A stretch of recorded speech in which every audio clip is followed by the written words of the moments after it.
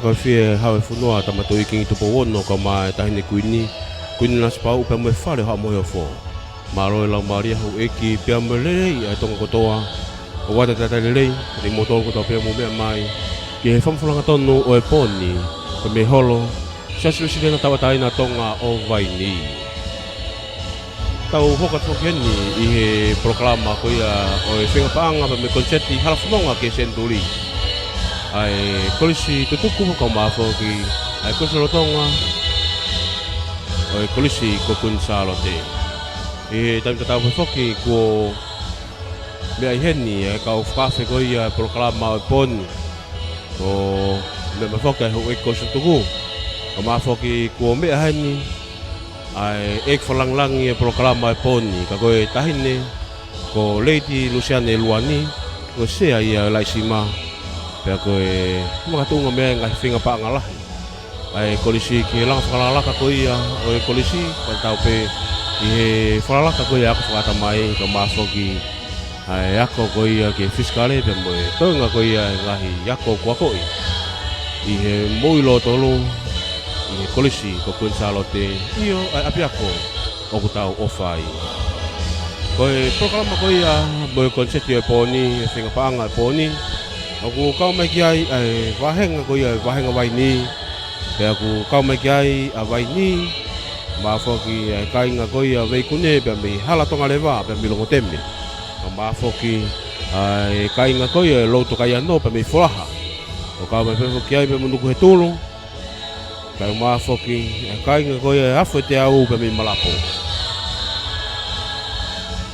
ko me ave keni pe mo eki kol sutuku na we mai pe mi kolo o ma foki pe me ngai kolo ke pe ko e fe ka nga ka fata hape i fe fia pe me malari e poni ko heni foki ai a vika fus malo hi ka ma foka pasiki palei o e matu fui ka ma foki ai fonga me to wako ko i tahine kuini ai to wako e tahine kuini kun na spau vai ola palo pe e ka fe fine ko na heni ke kamata proklama ko ia ko me fanga vela proklama pon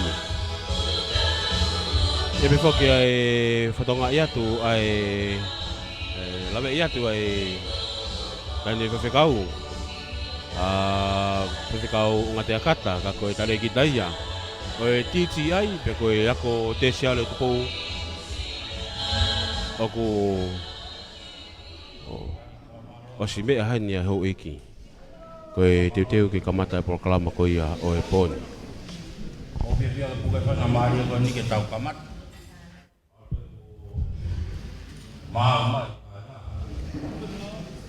o ko ke ini ke tau hin o mo ai ma hin ko ke pa se tau ma po ko mo pa ma tau ro o sa ko da ta ni ke pa tau o ro se ibu ayat tentang pemada mau.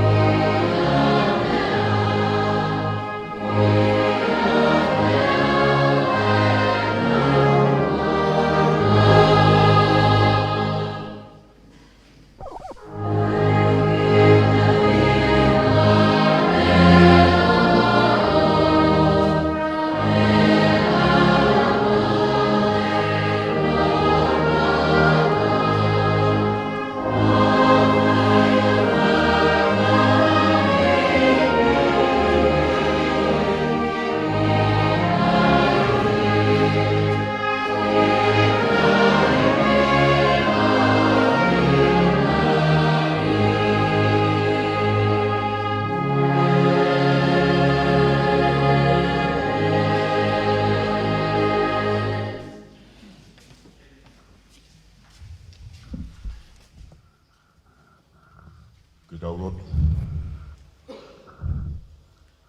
Ko koe tō taha pē o ku tāu, whai ki ai e whakaapa-apa, whakalangi-langi, tō koloria. Pea ko koe ai pē o ku ke whai ho mau whakakakato, pea ko koe ai pē ho mau whakatu a meri e anga, pea mei taimi ki i tāni tina. Mau whakawhita ilahi, whakahoko, e awhiona, e mau amanaki he pōni. Neonga koe ahoni na e talaki e he tangata. Kai whakahoko maari e he awhiona. Pea koe mau lotu ia ke tau kamata pea mo koe, ai wheohi anga o e pōkoe ni. Mau ausia e whiawhini. Lau maari e rei pea hou eiki. Malu pea haamata pure. Rei pea pure o wahe loto. Kau mai kau whai whekau, kau se tuata. Hau pea pure ako. Kongori si kau mai tare kita. Pege tiutalahi. Ya pege mau whanau ako. Mau fia i he whiawhini. Gai berea koe me aongo koe tamatangi mai. Koe mau whanau eni. Pea ko mau uhi ngā pe ia. Ia iha mea te mau whai neongo. Ai rahi, ai ngahi, whatongia, kehe. Kau mau kei whakawhetai be. O mie mo ui o mau inasi ai, pea ko mau ui ngā be ia. E koe mau inga be ia o e mau mo ui, ke aha mea ke mau whai. Pea mau whakawhetai atu eiki, mau loto atu be, ke kau mai be he poni, tu ke mau loto fia, loto fie whaki. Mua loto le rei, whai ake fia o e pōko ini. Mau wha moni be, ko si hoa si aila. Ko e tōnaki be si hoa. E tōnaki be hakakai. Ko e katoa ke wheinga pia mo e kaweinga, ku hene e koriskun salo de. Ko i koe whakalaka o e ako ke whiunga pia mo e aho pia mo e taimi. Pia koe maulo tū be e o tua ke kau mai. Ko kau mai whaingo fua e whainga taa. Ma e mamafa, mai malawa me ako toa. Toa ni mea i tau kau pe mo koe, pa ke te taki mau tō he pōni. Tuke ke i toka i pe ho meri no. A pio i pe koe mau tamai, pe mau ke i nofa toa i pe ko whakai. Tari ki mau tōru i a sisu kalaisi. Koe pe mau whakamu ui. Amen.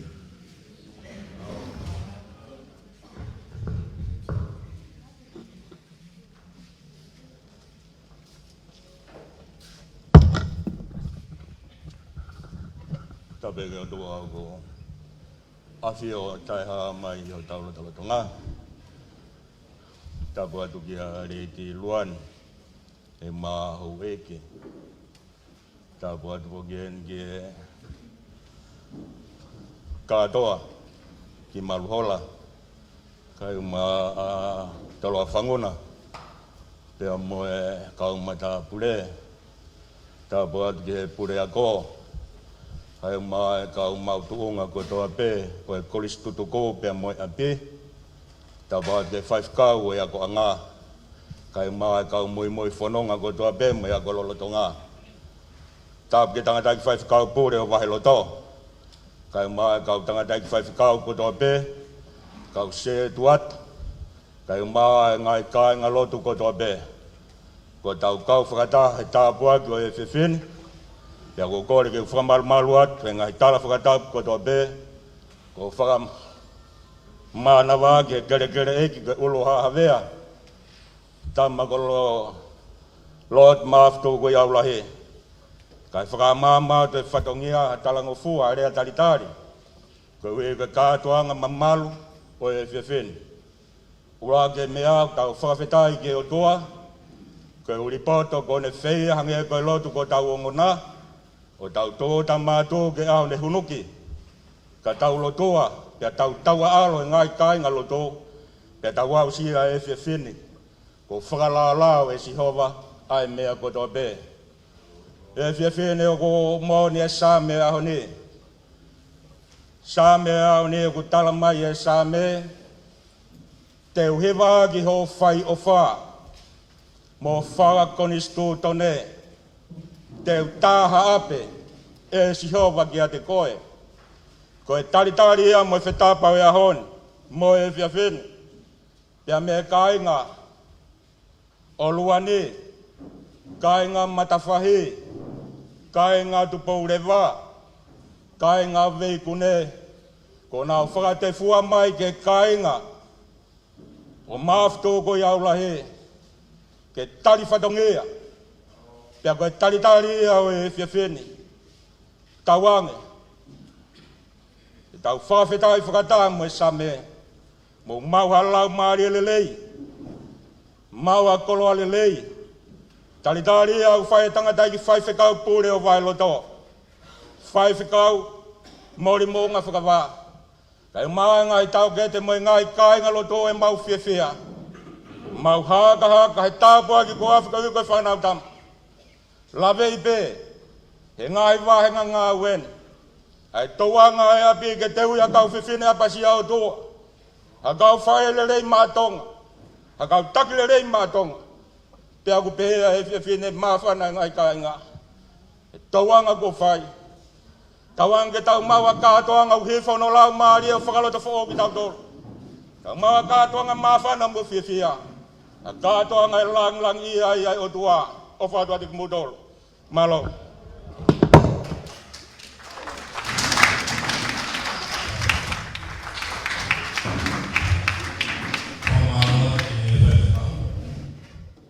Lea tai lerei ko whaina sa ki tau tolo i whiawhini. Sai, tau ka mata. O tui peku o mō māu lerei mō tolo paku mō whiutari. Ka tau hoko ake tau polo karama. Te ui at pēa ki lisi ko ni ko ne mau pēa lisi. Ai mai tau ki whoi whaska nau te umai ka tau hoko atu. Kai te tau te whalooloa. Talunga uraki, malapo. Whaava tau talunga. Talunga noa. Wholaha uraki. Talunga no tolu, wholaha ua. Talunga no wha, nuku he tulu. Talunga no nima, longa teme. Talunga no kolose. Peta tuko e vai ni, loto kolo. Sai, kawifi. Ai maha tau koi whasi. Ko ne ospe e, te uteu mai a malapo ke tau kamata. Malo. Koe programa ia poni. Pembo e malali. Oi whenga paanga o e poni.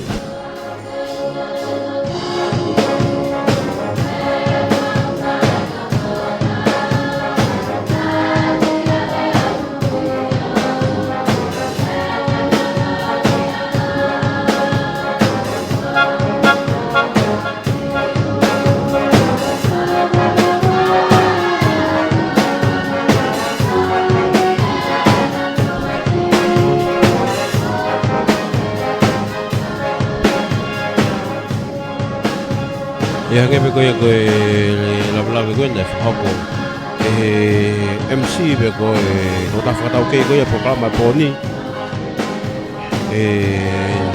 Adai se tuata lahi o sias koe o loto kolo vai ni a tau tala noa leisi koe whakamu koe poni ke te whakaloloa koe whakamu ki ta kaha pe ai taulunga pe a mei he ngahi ulu i siasi koni o kai ni loto kolo ko kolose longo teme fulaharaki pe mo fulahaua o ma foka no petolo pe mo malapo ke programa pon me guarda da dei que tem motor ko tape mo be mai ki he ui ko ia tau pesi live streaming broadcom fem profit po ni ma broadcasting ko guarda da dei que tem motor no fito que kai nga tape o mafu Lord maafu kai nga koia hu whangalupe me mo vai ko whanefonu io ai vai ko paki lau ma kai nga koia o vei kune pe he hala tonga leva me longo teme o kumo i he otumulina o wada e taidani nei koni koe konseti e poni o wata umo ia ai to koni e ngahi uri kolo koni pe mo ngahi ulu siasi I he wahenga o vai ni. O kau mai kai pe mai kainga koe loto kai ano pe mai fulaha. Ka ma foka no he tolo. Pe mai kainga pe mai he afo o te au. Pe mai malapo.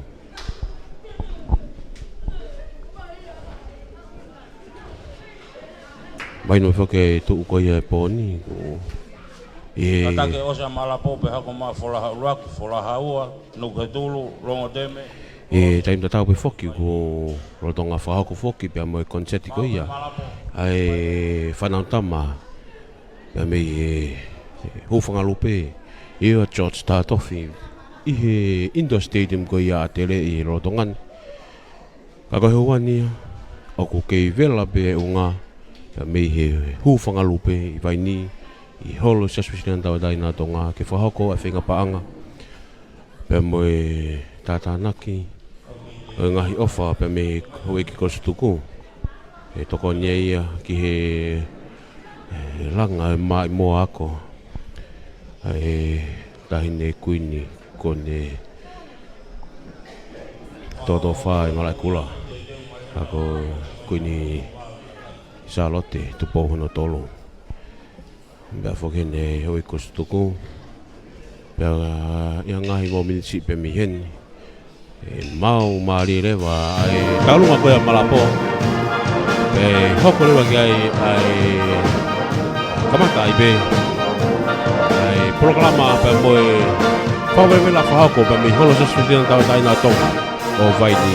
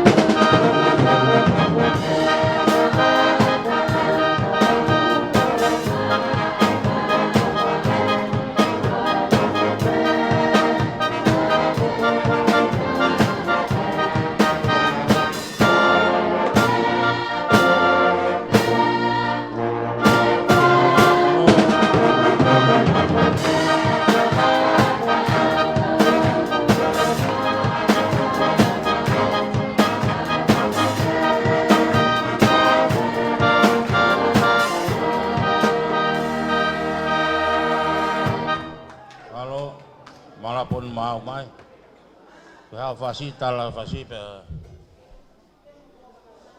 lotonga te mai malapo fa hoko mai ai pe folaha ulak folaha ua nuk he tulu longo teme kolose pe vai ni hoko ia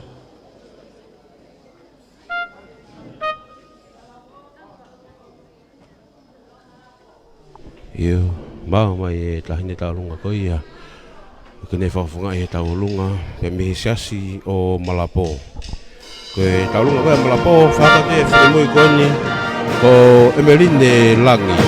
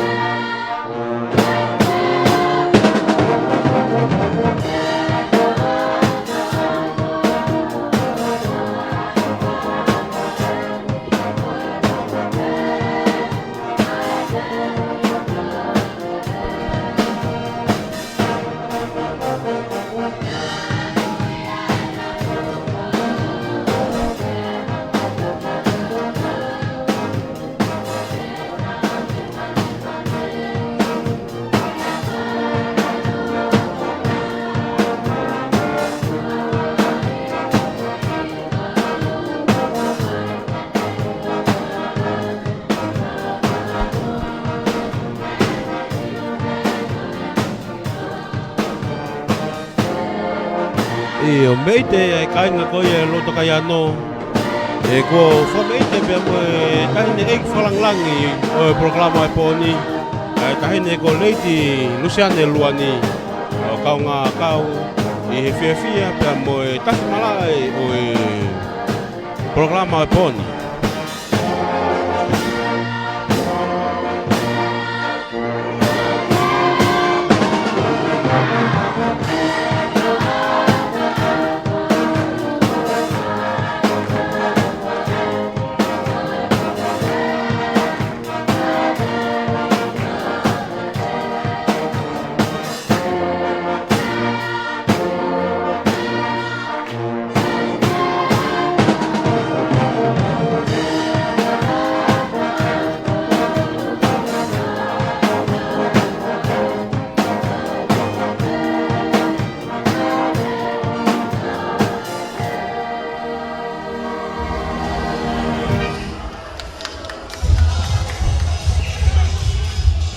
Fia e kapitanga o programa poni.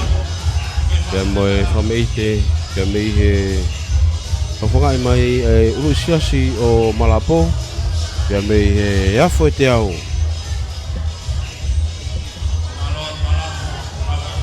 E me rini lang. Pola hauraki, pola hauanu, koe tulu, longa teme, kolose.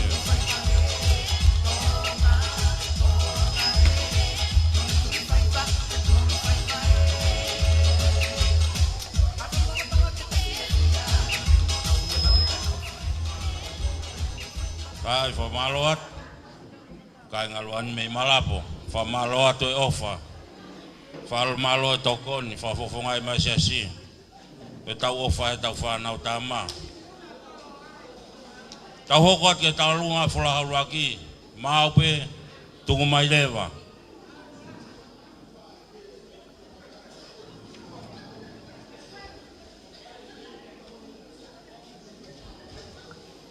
Ai me que fácil.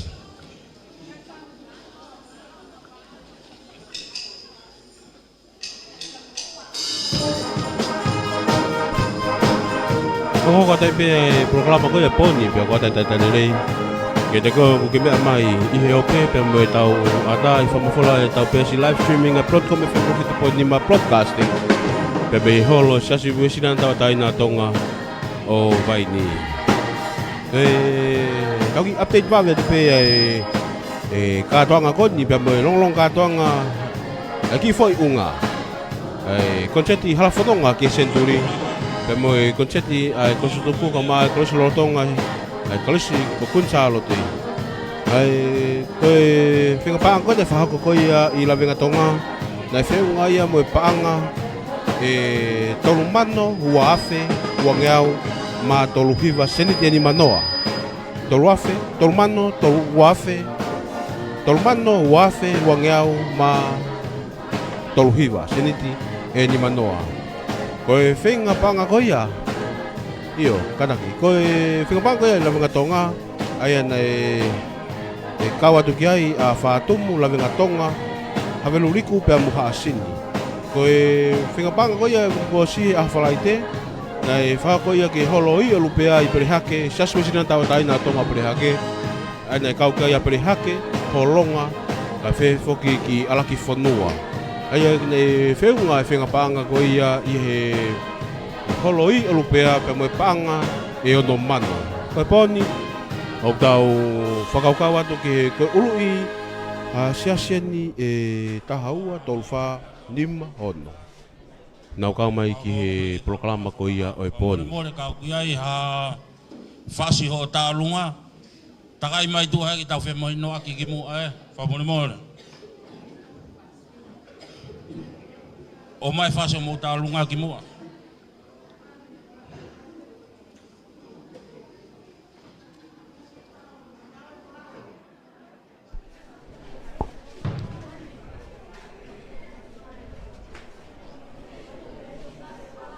Watulau wat. Koe maulere mai me kauai koe tahi kāleri rea latina ai iri whatonga wholaha. Pou at pege tahi ne. Talua te mau whai Hangalolo tonga toko ono, moe konga, family penima, sias moe ako tutuku. Tani talunga, bea mai kiloto. Teke talunga, koe pāngai tahamano ni mafu.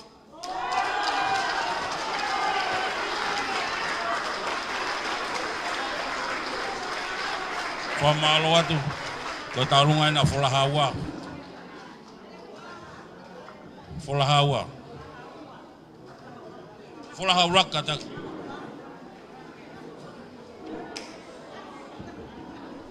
Koe whinimui koni tene whahau katu e taulunga koe au whalaha uraki. E me he tahi kāreri i he rea whaka latina. Koe ki whinimui e ku lorotonga whakaungata maki pe kolisi lorotonga e kolisi kunsarote. Ko whalau hafoka.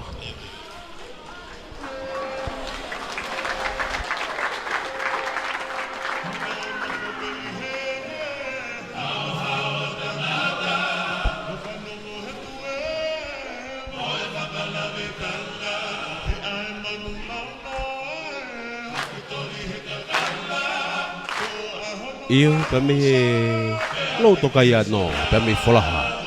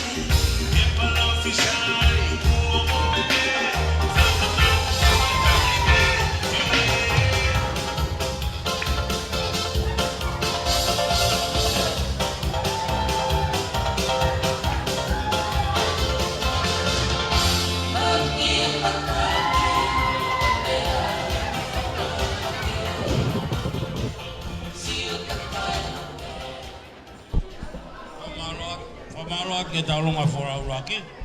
Koe taulunga whorahaua. E hoko atu, o mai no te kipanga ta hawhe.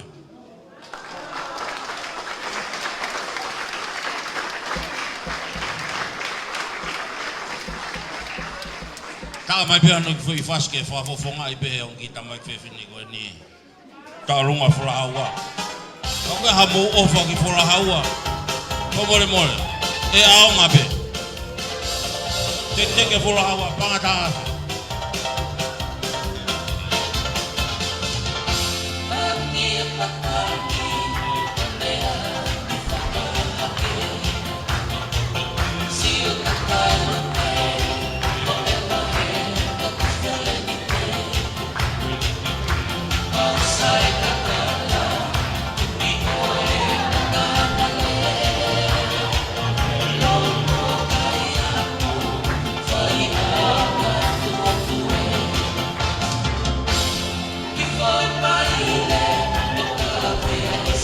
Ia koe whakawelewela pia moe longa kātoanga ai hupanga lupe he poni.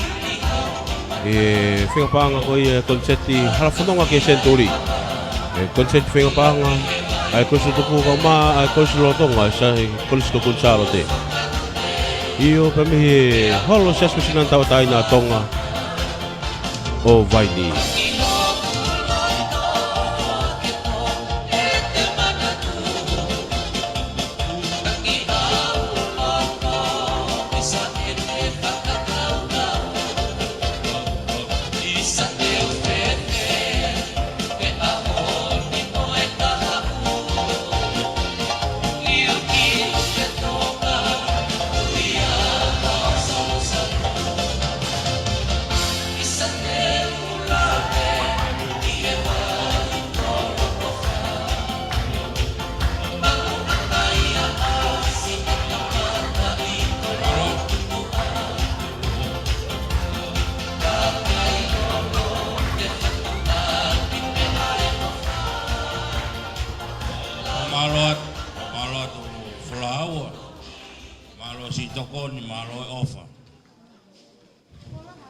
Tamatangi mai e me kori skunsalo te, tawala ko tau peki ai.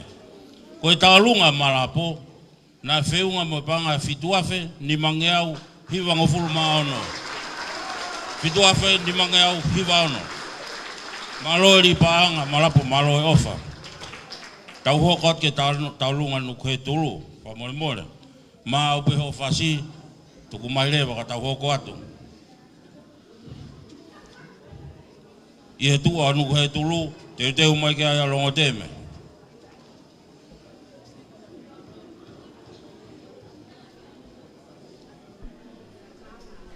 Tau hoka te hoani ki kainga koe pe mi nuku tulu. Kai rem te rau he. Ko mata ke toko lahi. Toko lahi au pito. Ai holo sasmisinan tau taina Vaini I he hoani. Ai hoi ki kosu tuku ka ma no ngai family no ngai kupu na veni famoni ki proclama pon anga ke fala ko ia ai MC io koe tamatangi maien ko ha ki tokoni te tau fa ko poni o tui e tokoni ko to pe ia I he langa ki ko ia o ia ko anga Io aqui uma fefide me colisco con Charlotte.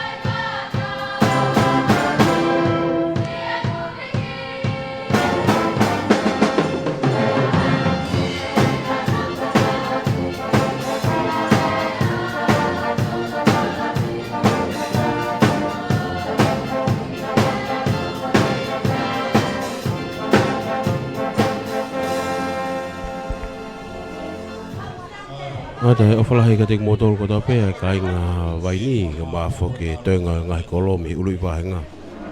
O mo me mai fa mo fola nga tonu e pon. Kalongo te me osko ia e he tua longo te mea kolose. Io mau pe anu ke tulu tuk mai leva.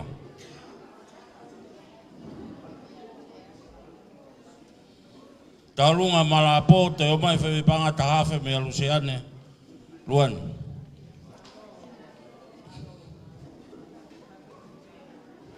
Tanak whakataha mai ke nau talunga panga valuafe. Ni mangeau hiwano. Fa malo e ofa. Malo ni panga. Ka hoko ke talunga. Nuku he tulu.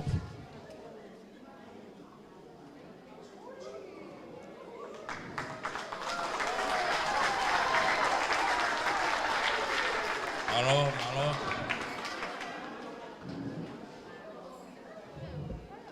Talunga folaha uluaki panga tamano ni maafe tolongea ua valu. Malo li panga folaha malo ofa.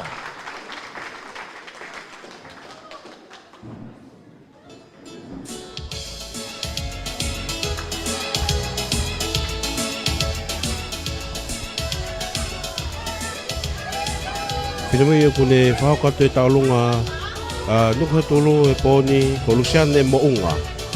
Form 4 e kolisi ko Kunsalote.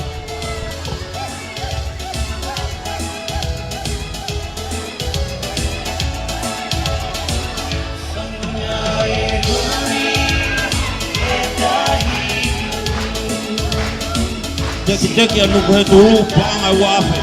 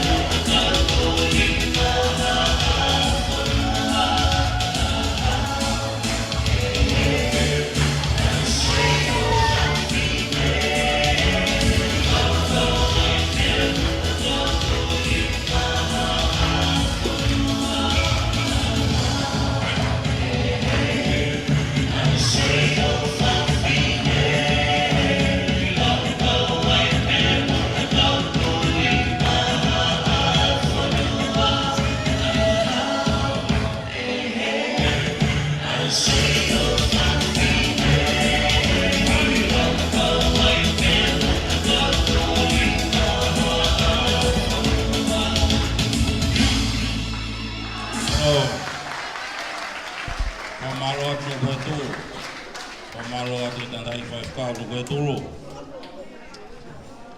Koe ta alunga fula haua, whiunga mo panga tahawhi, mā tolu walu.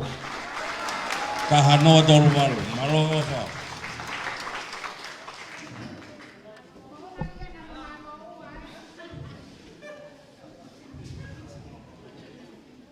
Malo no koe tulu. Ronga teme, kolose, vai di, tepe ta ronga tolu.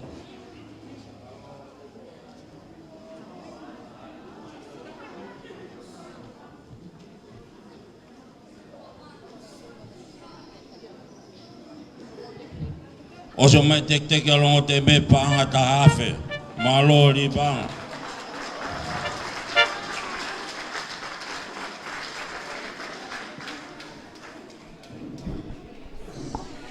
Whawerewe lai ebe moe Longlong katoanga oe I foi unga whiwhine pia me he Holo se susina tau taina tonga o waini Wata e tatane rei pia me o whalahi atu ke kainga katoa pe Ku whaku mai ho mo o whahe poni Nifina kale mo tolu katoa pe mo mea mai I he o pe Pia me murina Wata e tatane rei pia me o whalahi Ai konseti Pega panga hala fotonga ke senturi. Ai kolisi toku ka ma kolisi rotonga. O kolisi ko kunsa rote.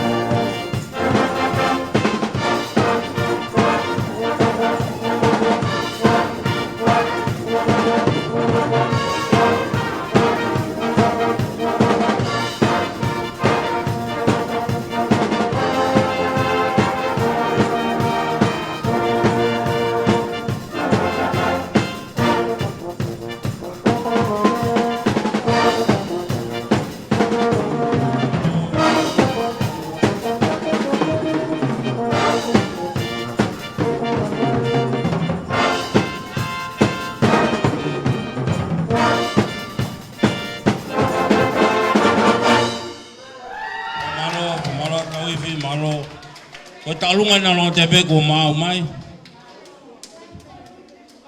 Me ak pe ko kiloto ki he.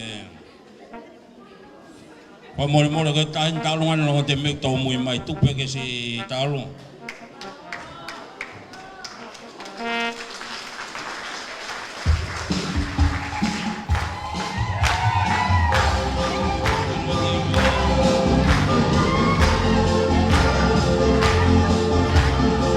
Malo deme.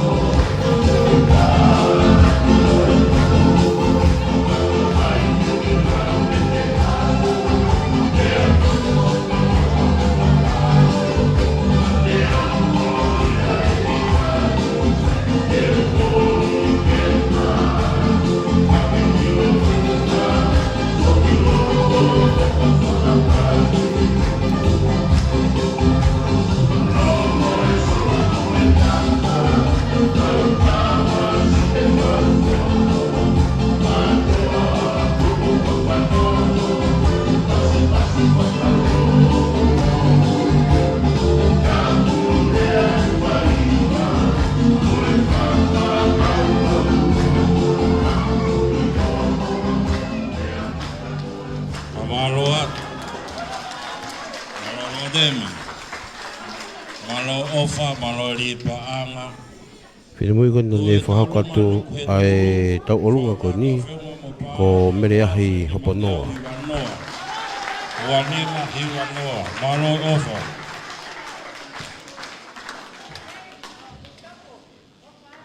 Totonga whama popo a talunga longa te me. Kolose, utau tai me e.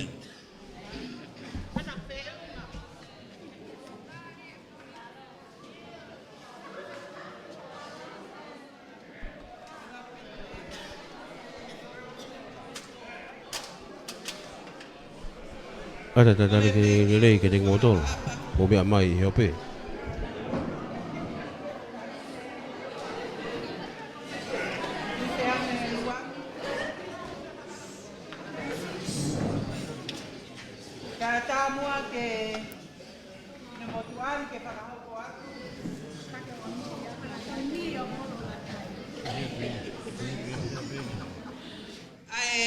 Fia pe mo ofalahi pe me e fai se kau ka uma ai ka wako tutuku ki ka wako tutuku pe mo ki fana wako lolotonga pe me he api kokolose pe a ok mau fia he oku iai ai totaha kune lolotonga faka kaunga tamaki he api ako ko kunsalo te ko kalatistonga mo ki totaha ko milane telefone i ka wifi pea ko mau ki teki ko ki paanga e valuafe pea ko kore atu ki he whama wako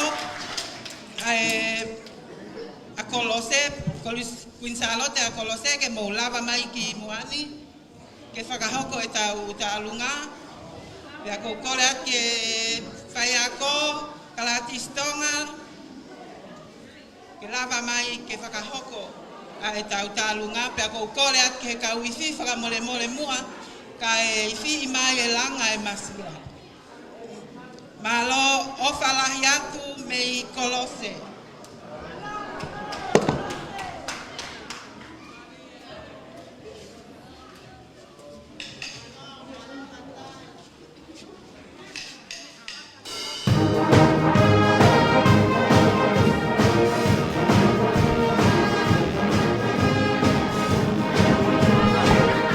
Whawere vela e whakatu pe mi holo suspicion na tau tai na tonga o vai ni hewani pe wata tai lele ke tiko na ke mea tau mui mai. Ki he kapataanga programa ko ia poni, ko e hoko pe ia konseti halafononga ke senturi. Ia konseti whengapanga ko sutuku ko mai, ko surotonga o e kolisko kunsaro te. A ko e mai moa whalelahi. Tau tangane e poni pe mo e whako e whamete e programa ko e poni na tolo e kau wako lolotonga na o kei whakaunga tāmaki i he korisi lolotonga e korisi kunsaro te e me ngahi urusiasi e wahenga waini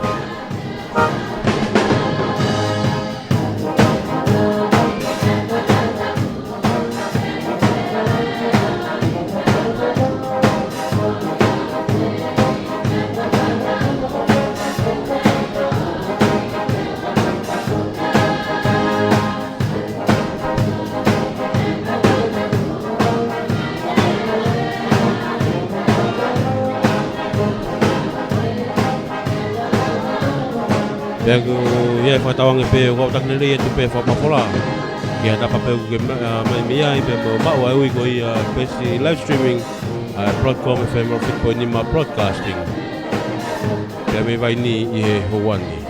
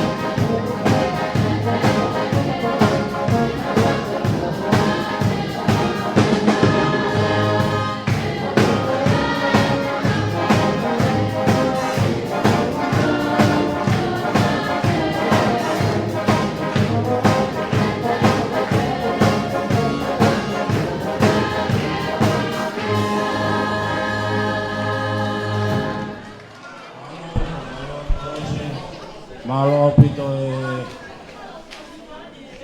papoponga lele kausiasi pamalo ke tai pai kau malo ofa malo talunga malo tokon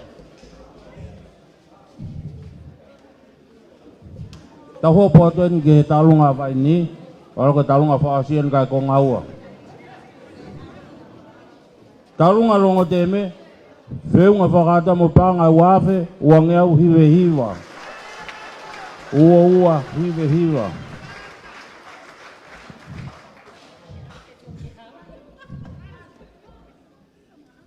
Waini?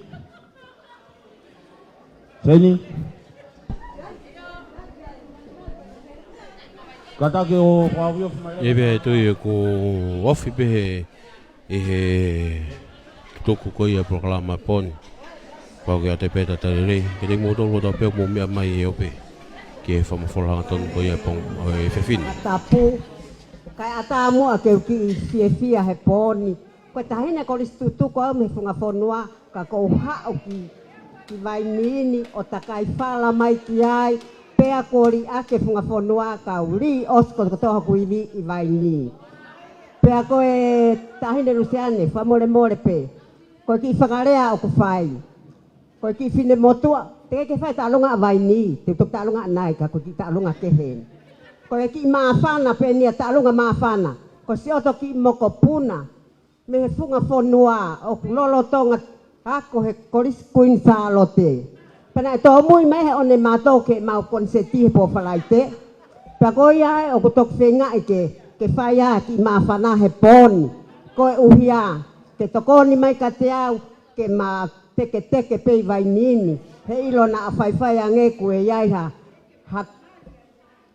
malo au pito koia mona au pita mere pa ko e hingoa ki ta hine ai ki fine motua o ku tau olunga ko Katarina vala motu palu mei he funga fonua pe mo hufanga lupe pe mo sia ko veia ngo ko teki o ki fine motu a koeni o ai ke peke makita o lunga nego e mamai me motu o mai he holo tonga ni ka ai pe ki me ako hiko e lava mai ai ka fine me ko pun salote ke fakakakato he pon ko teki o Katarina valamot palu ko ki se nitsi si pe ko ki panga to luafe kai pamalo at kaulele o mai he mahalo ku tau e one matoka fe modera ki mai kata alo finegi ko na le fo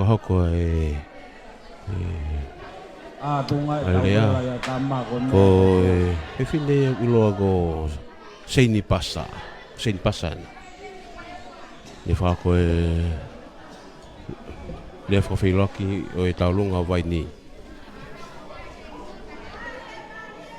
pena lava ke seini ko e pena mui ko ia pe ko kaunanga le fa ko e taulunga ko ia vai ni ko ako lo tonga ia ko kun salote ko Katarina wala motu palo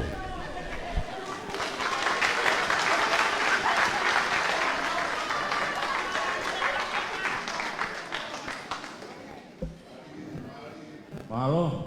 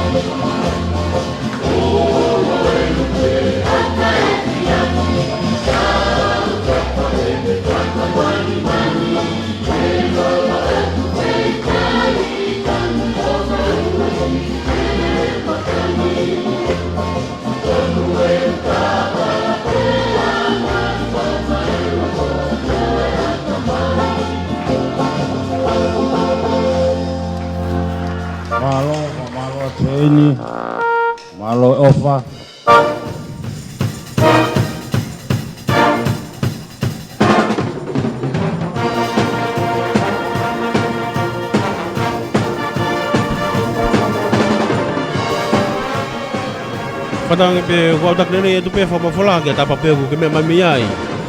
Pe wa ta fola ke ho ki kos tu ko ta pe mo me mai o tu muri. Pe wa ki motuna. Ke ha mo ofa. Au kata pe ke o mai. Ke ha fa nga concetti pe a fale a pe. Ago e ponia ko me hu fa lupe me holo sa sisinan ta ta ina tonga.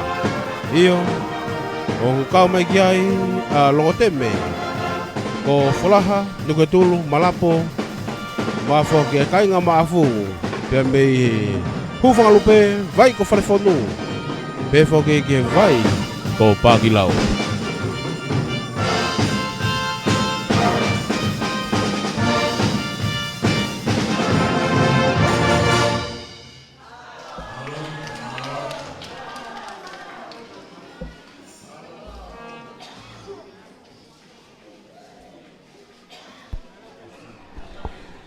Ke mea pe e whalangi e proklama e pon. Ako e tahine ko i ko Luciane, Lady Luciane Luani. Lima, malori paanga. Whalaba mai e talunga longo teme, ake paanga e whaange au, aluhake paanga e uafe, ononge au, hive hiva.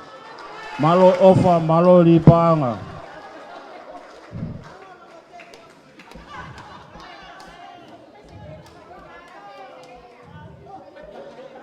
Whamore more, koe ki maa whana ni. E tokoni peke talunga waini e hui Afrika ua ka tok tabuni e... Koe tokoni en a winita po mana e sau, mo e whamiri. Koe tiuta tutuku. Wafe mafitu ke wanoa wa wha.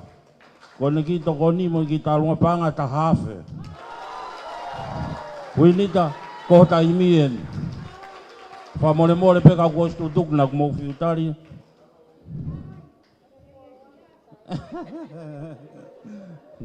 Winita po mana, ko taimi en.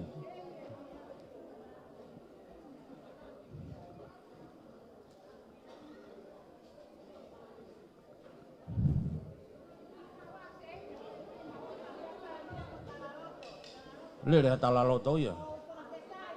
Malo, malo. Malo.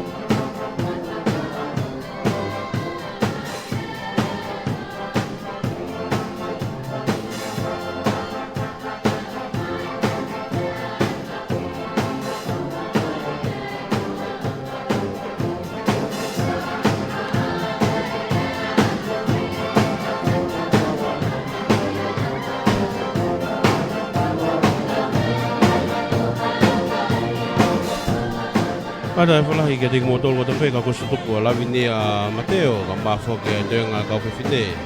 O Caroline Faivailo o Ana Veituna. Sesiana mai denga motor mo me mai ki fomfolang tonu e poni. I denga lo dai lo siale ka mafo ke Kines Haveli. O winse paunga me ka fine o wahenga vaini wada e fala ke moto ko ni ko ta ko setien me wahenga vaini e podi.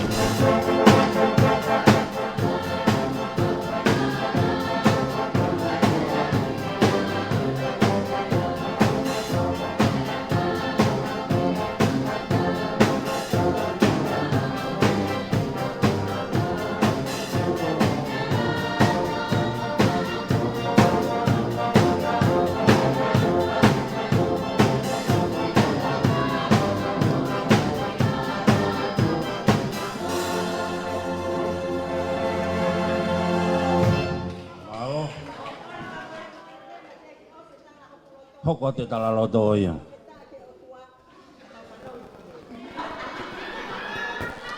Pamole ko talunga whakaosien.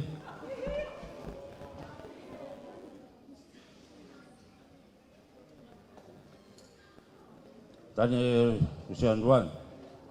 Koe talunga whakaosien. Pea koe anga se maunofo. Ki hou e ki pene se asi.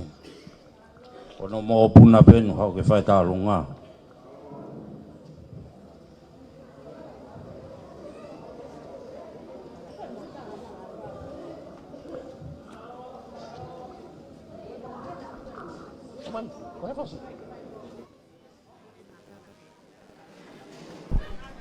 Whawelewela e poni, pea ku e whataonge pe kua utakere e tu pe whamawhora. E koe talunga tau puni ne proklama e poni. Mai haki whi whasi whamomori DJ ka whakakato e.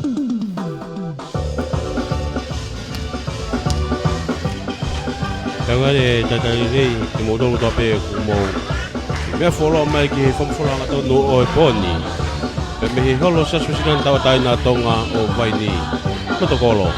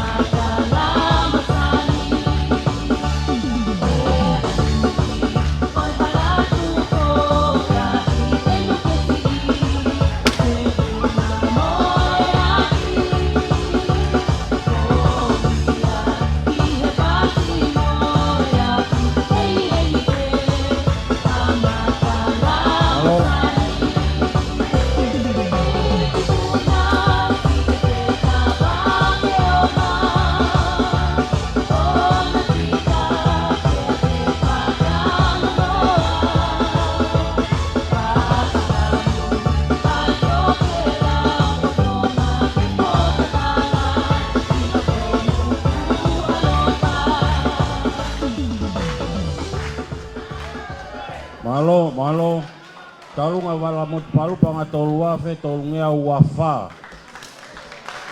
E tana ki pe ke talunga se asi. Ko talunga fica rock pe se asi.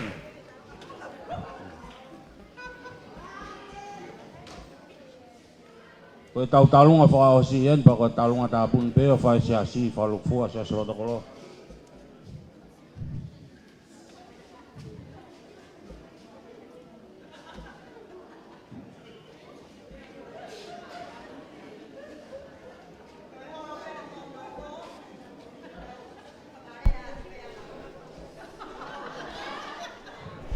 Koe talunga tāpuni o e proklama o e poni. Whako i e ho eki e siasi o lotokolo. Whako e tani ko tani sini furi vai.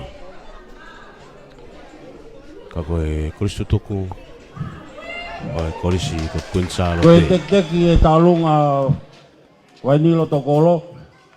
Pangai wa mano ni mafe.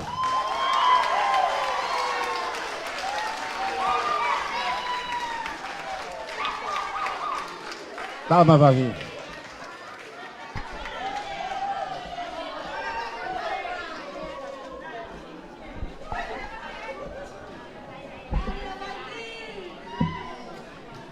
Tui ko tau e langi.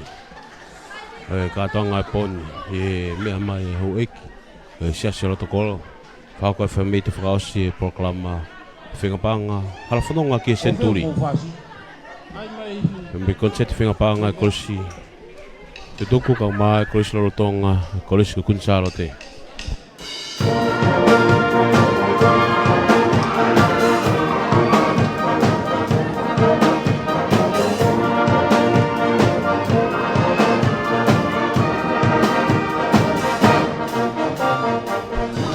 Koe whaslahi e pe.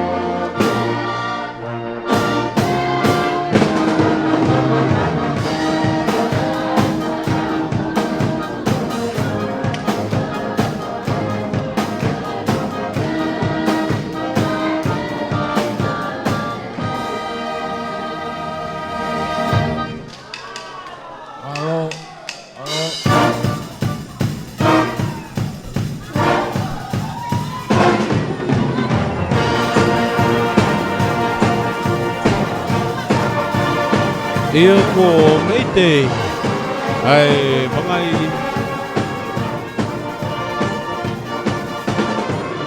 oi hu whakalupe I he fin o me fia ai meite ai ko stuku ia ko kake do mapukapuke ai fia ai ka inga hu whakalupe ko ka tuku pa mo e kalo whakasko ia poni ako ofa ia pa makiunga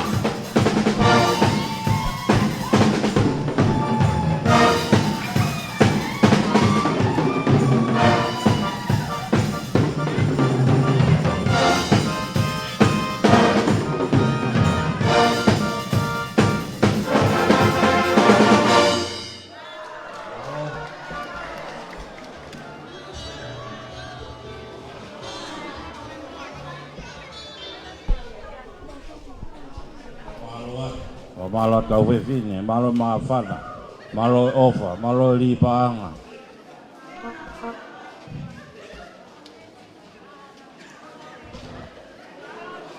Lotonga tau tatari ke whapao popo. Kore ke tangatai whai whekau a korisi. Lawa makian whai tau rea whamalo.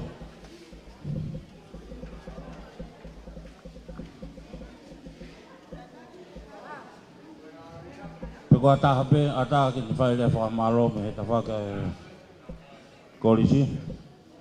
Ki muaya pa tuk ke tangatai whai whekau pure wahenga. Iyo.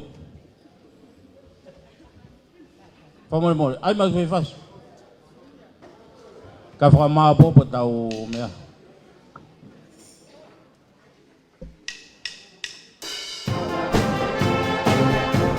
Koe lawe koe e whakatau kei e programa pōni.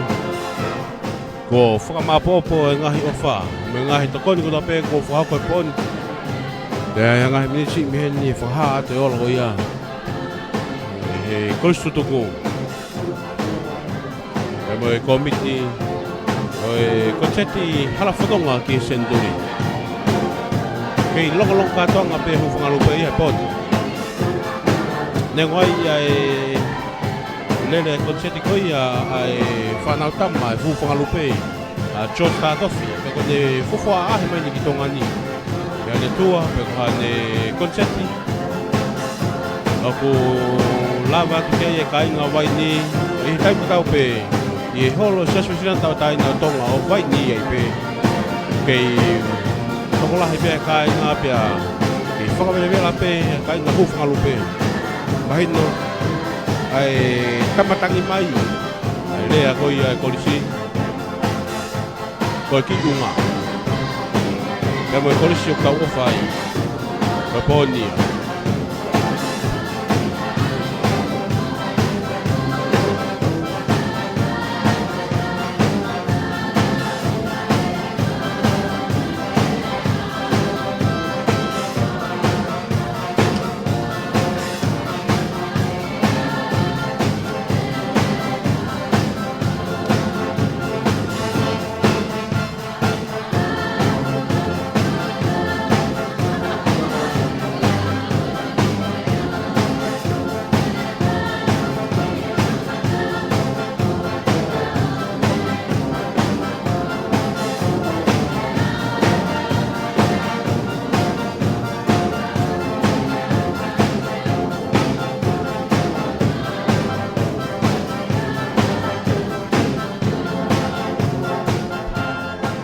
Pea no mai pepe ko feha kolo pe ko ke mea mai me ai. Yo ke lava mai me ai. Ko goi poni. Ko ki unga pe, ni whanata i tolo he poni. Pea ofa, i whake poni, ko whake ma ki unga. I whakua ke whanaraka e ako.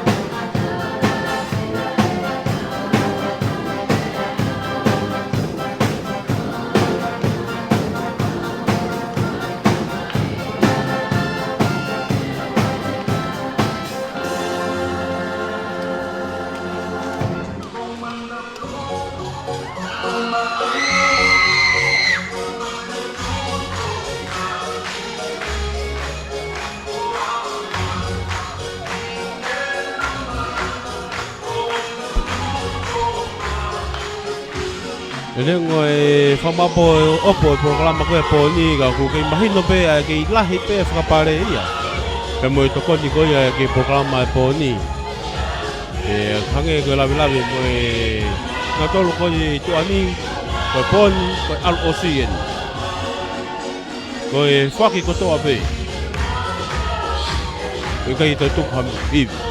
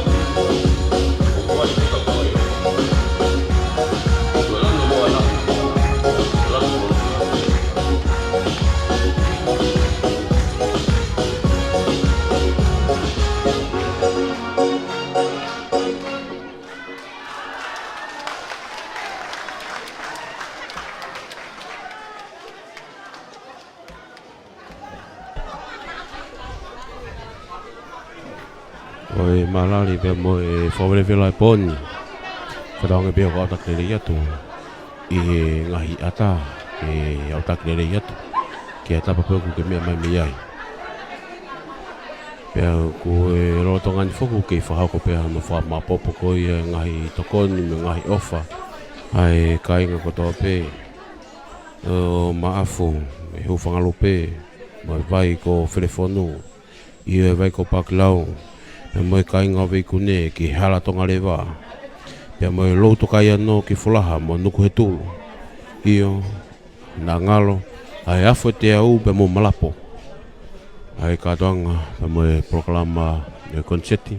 Whengapaanga, pe moe Kristu tuku. Ko maa e Kristu lotonga, e Kristu kunsalo te. Ia, konseti, halafononga ki e senturi. Pe mi holo sasi wa sirena tawatai na tonga. O vaini. Hei, dere pe whaki. Ano wha mapopo ko ia e ngahi ofa. I taim te tau, ok, tuku mai pe DJ e ngahi whasu. E whakaholo pe ki mea pe moe.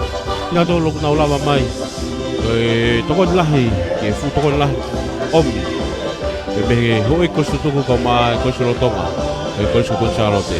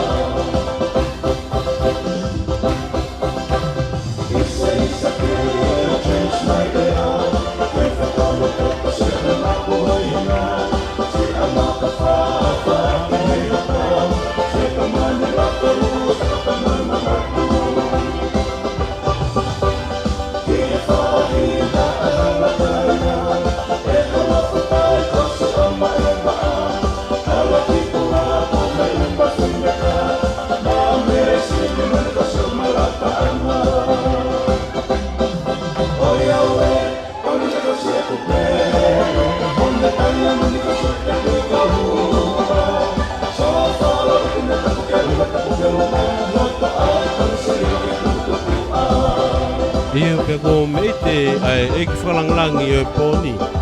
Ai tahine ko Lady Luciane Luani. I he whawerewela o e proklama e poni.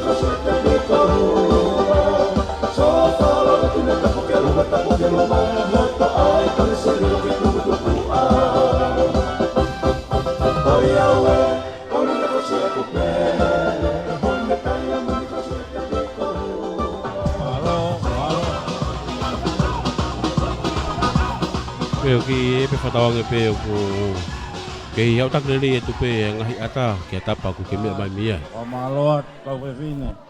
Malo e mawhana, malo e ofa, malo mo e tokoni. Ki mua pea koe taulunga waini, whakakatoa waini lo tokoro. Panga ua mano, hi wafe, walunge au, nima fitu. Ua mano hi wafe, walunge au, nima fitu. Maloli panga, malo e ofa. Ko tainim te wange wha malo ke whai he pure ako. Se la tai la gem.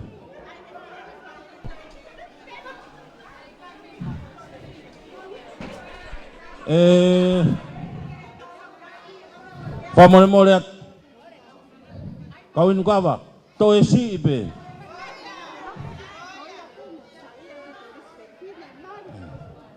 Wha mole mole atu to e si ipe. Ko koe peo ke mauhoa ki Kolisu e whine i mua haine tai nimi. Ke whakakato e se niti koe ni. Ka mai ki unga. Wha mole mole. Kau Kolisu tuku Charlotte ko tau pe i mua anu.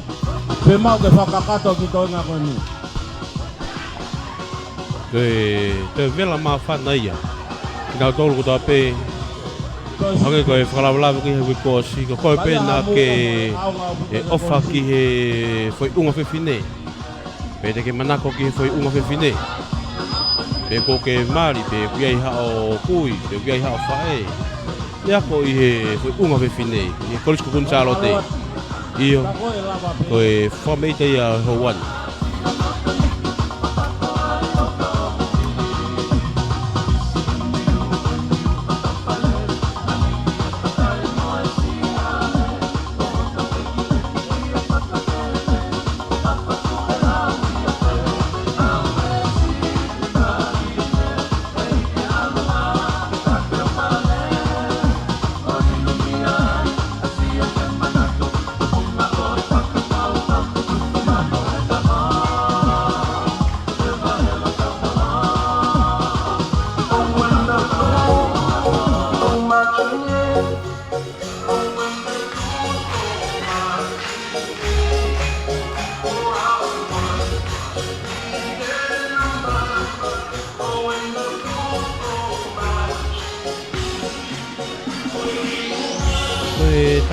Kia ko ia. Koe ki whai unga. Koe totolo pe ki whai unga wa uki he whatawhata. Koe ne kakato ia o e whinga tau e mea katoa pe.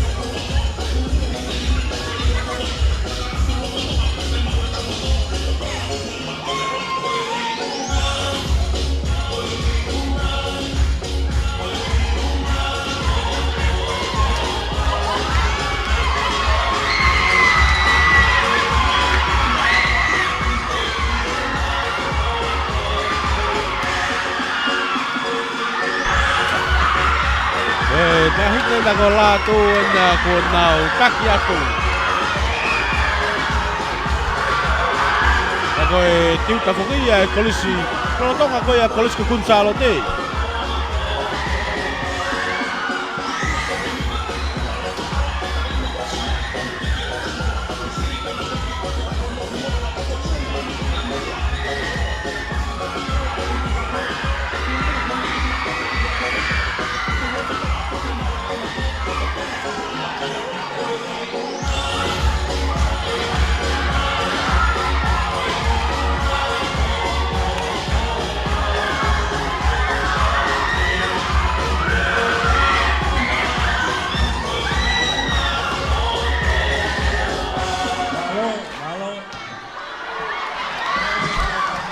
Koe fia ia whahako pia me holo koe siasmesinan tau taina tonga o Vaini.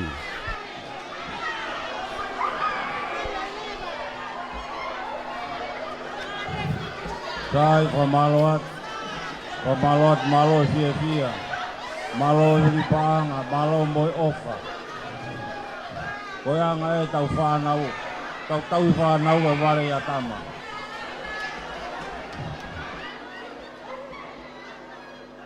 pamaloat tu whanau pamaloat ke matua malo pito koe pamole te tau hoko atu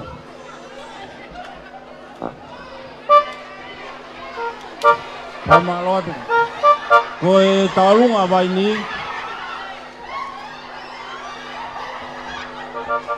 koe talunga Vaini lotokolo panga tolumano ma wange au ma fitu pamalo atu malo ofa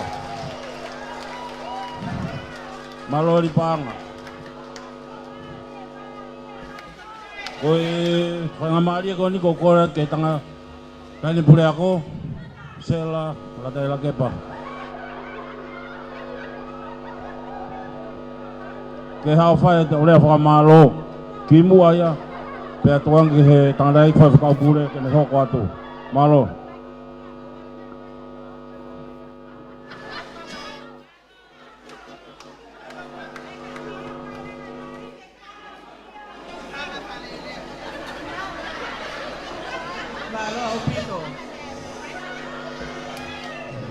Tangia kutige ke fie tuku e tau matanga. DJ, ki vesi pe ia taha ke toki whakakato aki a e mau. Mai haki foi fasi ke mau toi ki kaka ki olunga. Ka e toi hoko ate e tau lea. Ta i mai DJ, ko pepe tuku. Au.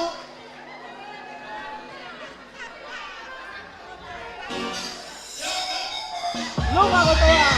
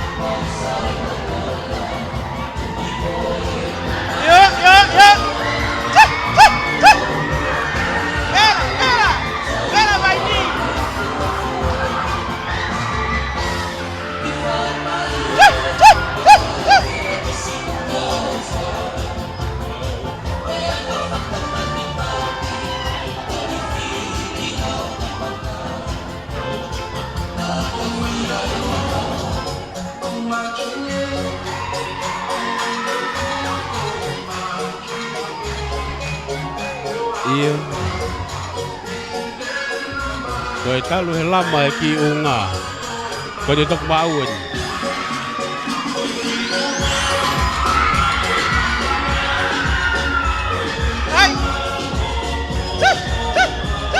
ia he ki unga pe fine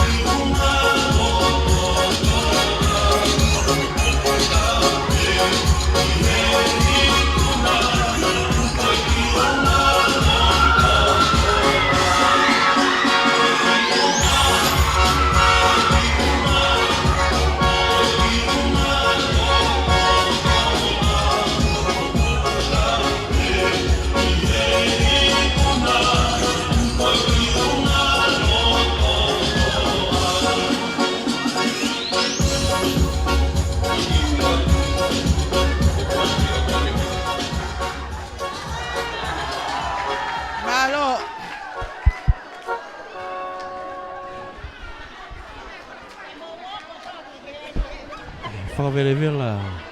Oi, holo holo. Pea moe longo kātoanga. Oi, ki unga, pepe vaini.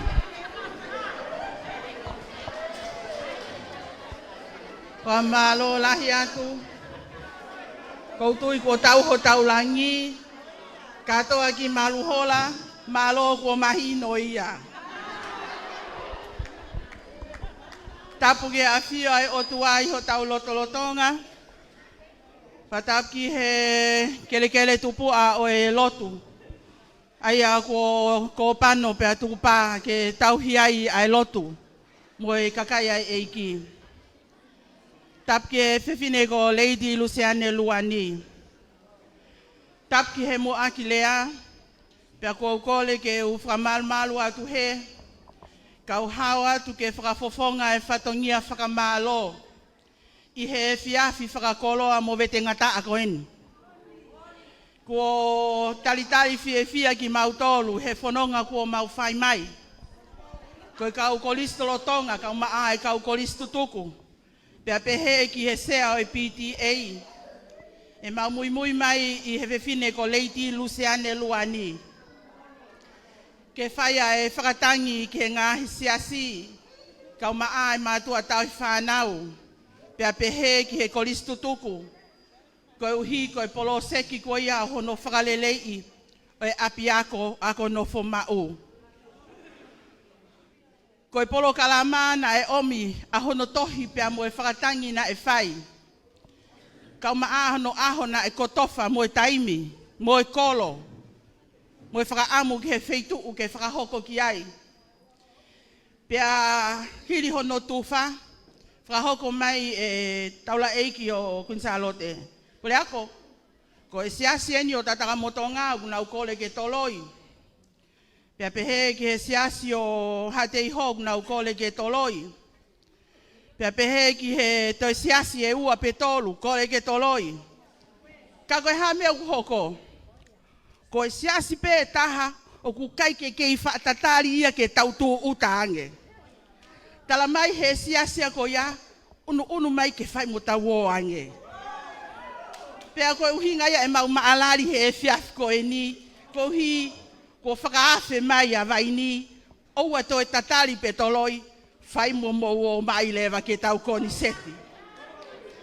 Ko e fia anga koho mau loto, fia lahi, ko uhi ko mea hanga tonu ange pe ai whaife kau o vaini o au tonu ange sela mo oua te mo to e tatari wawe taha mo o mai pe a ko ia katoa ki maruhola e mau fia ke whai mo mau o mai mo oni pe ai ki hiwa ia ko iki unga Eio. O ku mawhana ho mauloto e taitai lelei kua mou whai. Ko e mawhana ho mauloto ko uhi ko e mau wakai ki he tariangi ai ngahi mātua tau hi whanau. Kau maai hou eiki ko listu tuku. Fuoloa e tau whepuli ngā ki.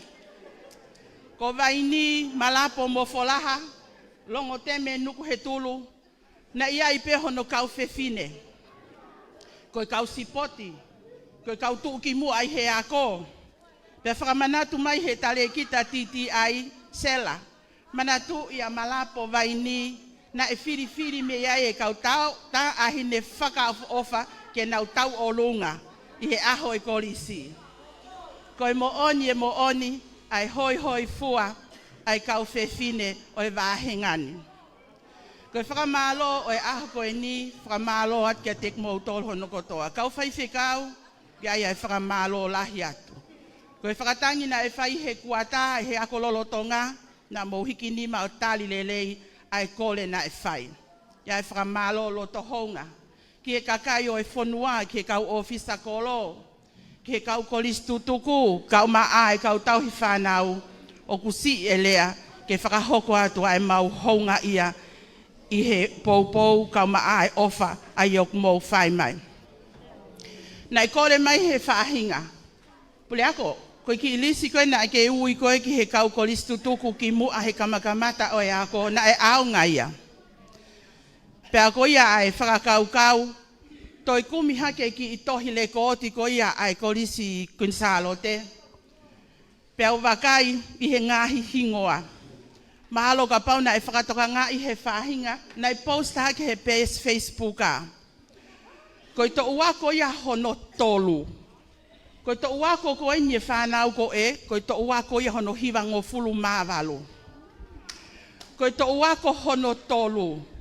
Kei whakai kei ka hake kolisi Quinsalo te. Tā hiwa ua ono, ko kumia i hahingoa. Vai ni, folaha, nuku he tulu, malapo, longo teme, ikai. Tā hiwa i wafitu, ikai. Whakawhetai i he kamata ko ia ai kolisi Quinsalo te, na e hāmai ai ki i hingoa i he tā hiwa ua walu. Whepueli aho tahaua na e lesisita ki he fōmua ai ki kaunanga me nuku he tulu. Ki he fōmua, fōm tolu, fōm whā, mo e fōm nima. Ko hingoa ai ki kaunanga ko i nipe a koutui, mahalo na koe fuafua a ko ia i nuku he tulu, ki he kolisi Quinsalo te i hono whokotuu i he tāhiwa ua ono, koe tokotaha ko Alisi Ongo. Tuku kehe ange whoko ia, koe whanau whewhine na wako peki nau tolu he kolisi ko tupou. Pene ia e tahai, o kui kai puli ia ki he tokolahi, na e lesi sita ia he tahiwa ua nima. Mahalo na e whokotu upe ai kolisi e tahiwa ua ano o ne ke iako pe. Na e hu i hono tau taha whaa. Mei he ako teu a folaha. Ko hono hingoa, ko suli mone ma afu kala au. Pea tau tui, mahalo pena koe fuafua toko taha ia, mei kala au, mei folaha, na elesi sita, i he kolisi, i he le kooti, tuku kehe angi ka iloangi ko toi mauha ngahi le kooti. Ko hui u whakaongo mai ha whahinga, ko pehe ke toi ui atu, i he tāhiwa tolu hiwa. Na elesi sita iha ki tāhine tau tahaono me i he kalasi koe Form 2A. Ko hono tau tahaono ia me i vaini. Ko e toko taha o kutohi i he tohi le kōti, ko mele lo pasi ua. Whika ua, lo pasi ua. I he tāhiwa tolu hiwa ai pe, me i nuku he tulu koe ki tāhine na elesi sita hono tau taha whaa. Mana tui o te ke tau wanoa ai kolisi ia he taim ko e ni. Kono tau taha whaa, koe ki kaunanga ko kale sita tupou. I he tahiwa tolu walu, na elesi sita i ki toko taha tau taha ono, me i nuku he tulu. Alia Form 2, ko hono hingoa ko kalolaine kawa. I he tahiwa whanoa, na elesi sita i ki tahine ki he Form 2, me i vaini, ko i hingoa ko e ate siuta. I he tahiwa whataha, na elesi sita i ki tahine tau taha ono i he Form 2A, ko hono hingoa mi vaini ko poaki folau. I he tahiwa wha na elesi sita i ki tahine tau taha nima me i folaha. Na e Form 5, Form 5, Form 1, lava ene certificate ko e lower living certificate, pea maloa utohi pe he palangi HP, ona poti. Me i folaha ko la veni wata. Tahiwa whātolu, na elesisita ki tahine tau tahaono me i vaini. O le sita ke Form 1, tolu, wha, nima. Pero ki tahine ko ni ko nouti ko ai pule palangi na e ako lotu. Me vaini ko mele lautala. I tahiwa whanima ki tahine tau tahanima me vaini na e hu me he GPS veitongo o Form tolu mo e wha ko tau whataloa. I tahiwa whanima ki tahine me vaini Na e form tolu fa ni maono ta utaha fitu ko hingoa ko tu ipulotu manu. Pea ko hingoa whaka osi te o atu ka wikai ko osi pe ia. Ta hiva fa nima na e hum he GPS vaini ai ki tahine vaini ta utaha ono. Form tolu, form fa, form nima, form wono. Pea na e mataha pule ko hono hingoa ko ane aho folau. O ko tui koe whahinga ko ia, koe konga peia o e kaupai o nia, i he wāhengani, ki he kolisi kuini sālo te. Pea ko tui ka o mea mai ha whahinga i he ngalu o pe, o kei atape, ke mou manatua e ngā au e whainga taa, na e whai i he ngahi i he kauholo mua, ke ako i he kolisi kuini sālo te. He kai te ui ke kakato, te lia na atoha taha. Ka oku iai pe ai ngahi hingoa u kei toe a mui. Whakawhetai, na iai e taha me he wāhengani, na e loto lahi a ene mo ui, pe na e whewhe ene alu mei nuku he tulu, ki nuku alofa, pau na e ako nofo mau, ka i he taimi ko ia, ko mawahe whanau tangata ki nā fualu, ko ia pe a moe toinga ki i whalukunga tamai ki kai ke utui na ea o toko uange au, na uako nofo mau. Pole taki ke kamatai ai ako ai whanau whewhine, to wako ia hono tolu, pe au tau amanaki pe e iai ha whahinga, koe makapuna o aalisi ongo, o kuna o whanongo mai e aho koeni. Koe te uteu e tau senturi, o tau hufia pe molotua. Koe whakatangi koeni o kumau whai, na mau whakataha anenai. Whakataha koe anenai, ko oskamata ke whamonuka e holo ka maa e whale moha. Tala mai he contractor o ku fie mau ke mei ofi at ke 4 kilu. Tolu kilu hiva mano fitu afe. O whaamu ke mau mai ka lava ke kumi a ke taila ka o maa e uhila na ipe koe hae umea. Si o mai e se keitari, si o atu au, mau fe si o whaki, pe koe tolu kilu ia mei fe ia. Koe ni koe ni o kumou o mai, o kune tāpuni e iai, ai konga lahi, o i ngahi ngā ue koe ni. Koe ki koe ni kua tufi, o ku hounga ia ko mau ngahi loto. E tau situ a mei heni, pe e tau hoko ki he uanoa uaono, e mea hake he hala, hakakai mei vaini, folaha, kau maa e wāhengani, o mamata atu ki he ngahi whakalelei, pe tau manatu ki he aho koe ni, na e maha e tau ai anga mea, koe uhi, koe lai kapa, ke malu ai e whanau ko ea. Honga moan ko mau ngahi loto. Mau kole whakamole atu. Hak mau o mai o whakahoha aski mo tolu, pea mau hu mai he ngahi lolotonga ko iau ki ai hamo ngahi ka venga whakapaanga.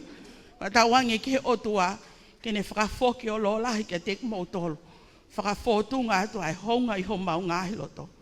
Whakafofonga ia ta leiti luani, ka o maa e kau kolismua, vai ola palu, whatai soakai, ka o maa e sea PTA, a listu plot, pea pehe foki ki he tale kita TTA ka koe Palestini ako, ka maa ki mau tolo no kotoa, ko whakamalo loto honga atu, i he seniti ai a ko mau.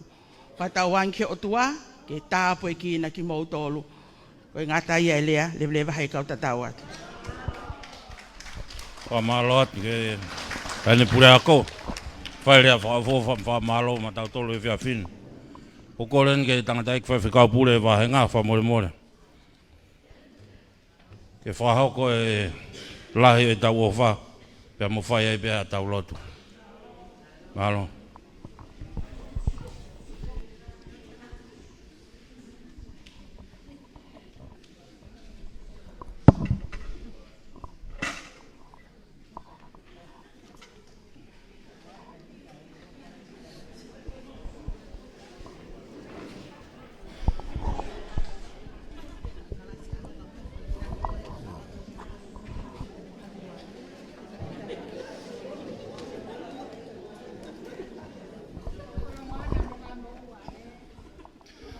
Kore ke u whanga ngai whakatapu a whaki. Ka tā ke u taranga fua ki he masio e pōni. Horo peho mea taini e ruseane. Ka tu ke u whahamahama at pe whatongia ko tuku mo oku. Na whakaukau e wange ki he pure ako kenere. Mea e pe o whakakoloa. Ka ko toi whakakoloa ke motuani. Neo ngoi fia pe. Ko whatongia ako e whakahoko atu pe a e ola o e whenga paanga. Mo whae tau lotu o hange ko e tutuni ko whai e he se tuata. Ko tui mo whakaango mai mo toke senti u mahui ngā ngeia. Ko e tau whenga paanga o e poni, whenga pa mo e paanga, e ono mano, hiwa afe, ua ngea tau lima.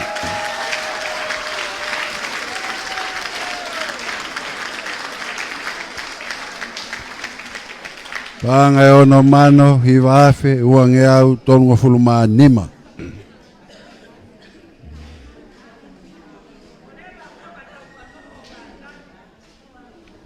Te whakaango atu.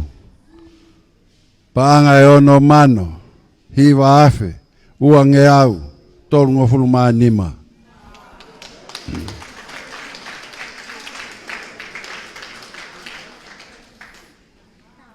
O lolotonga toka ai ongo mea whakaike ua hekerekero maafu. Koe whini eike u tau hiwa ngofulutupu, e toku whai auhu. Pe ukaike tau siasi. Kana e winga e whatangi ke unu mai ki he pōni, he whai e putui a bongbongi. Pe kato e tolo iai, te maalma tolu ia o heka i sune i whamoremore i novema o mau misinare mau tolu ai. O toi toka mo e pekia he kaunga api pe he. Na pekia mai moi ane afi. Pena e whai pe kore, ki he tangata i ki ke roto le rei. O kwai pe na ki i whinimatua a kuako i kolisi. Kai lava whakakato, ai whatongia he pōni. Taine rusiane ko uhinga e mau whakahemata. Na kai uhinga e kato uhinga. Na uhinga peia, ko i kaupekia ko ini, ko i mau whingi whakahao-hao. Ho mau waka, kai tewe kātonga tuku mo uio e tau i novema. Ho māloat pe pureaka olotorerei, ke tari e mau whatangi mo whakahemata. Ho māloat presidenti ako, kai uma e pure ako o e koriskun saro te. Whawhikau. Malo e whakakoloa. Tawa manak tato ke paanga. Whawhita i tako uma e whakalahi.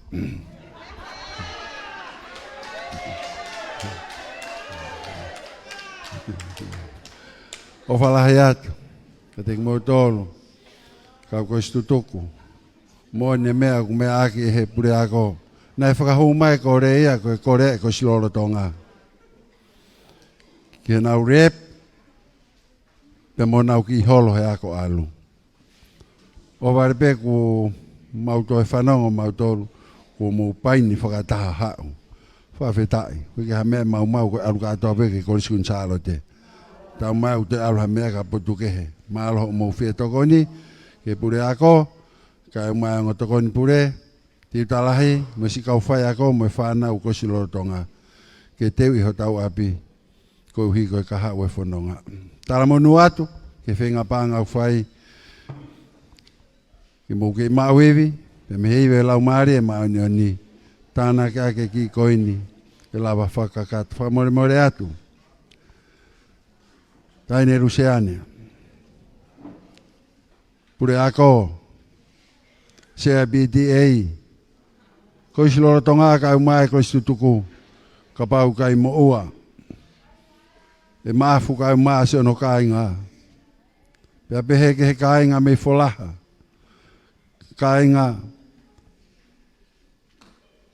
o no pere ruan pa more atu ko ngata anga